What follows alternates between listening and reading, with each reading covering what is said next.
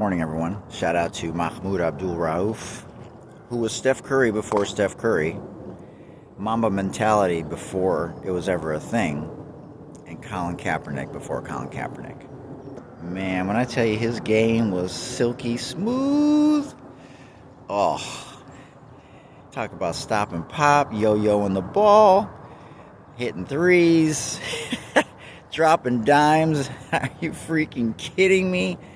And his work ethic, talk about 5 a.m. practices. Man, that was literally his thing. And he protested the national anthem because of social injustice in the 90s. But the part that pisses me off the most is that Mahmoud never received a formal apology from the NBA, just like Colin has never received an admission or a public apology from the NFL, and Bruce Maxwell from Major League Baseball. And if you heard me before talk about this, you know that Colin Kaepernick, continuing to be whiteballed by the NFL, and I'll call out Jerry Jones because as much as he's done for a lot of players, he could have been at the forefront for making sure that Colin at least got another opportunity. And he never spoke out. Tom never spoke out. Aaron never spoke out. Eli and Peyton never spoke out. And Tony and Troy never spoke out. And more importantly, they never kneeled.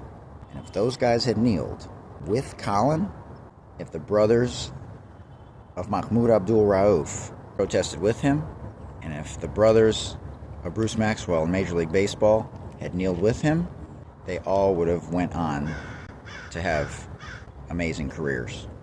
And in part, because of that, they were whiteballed. And I would be remiss if I didn't share this thought with you. As I was doing this video, I thought about the incredible women of the WNBA and the sacrifices that they have continued to make, despite the inequalities that continue to exist. And they could be selfish and say, well, we got to put food on our table. We can't speak out because if we do, we're going to get whiteballed also.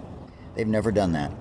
Not only that, they sacrifice their bodies, their time, their blood, their sweat, their tears to go to other countries and risk so much in order to put food on their table. But when it's time to stick together, like they did in 2020, by banding together to force an owner out who was not in alignment with their values, or to change 2 elections in the state of Georgia, the players of the NFL, the NBA, and Major League Baseball, who make so much more money, far greater opportunities than the women of the WNBA, you might be wise to follow in their footsteps. It's bigger than ball.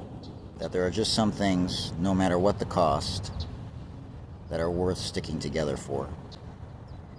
And the brothers of Major League Baseball, the NBA, and the NFL, collectively, still don't understand that.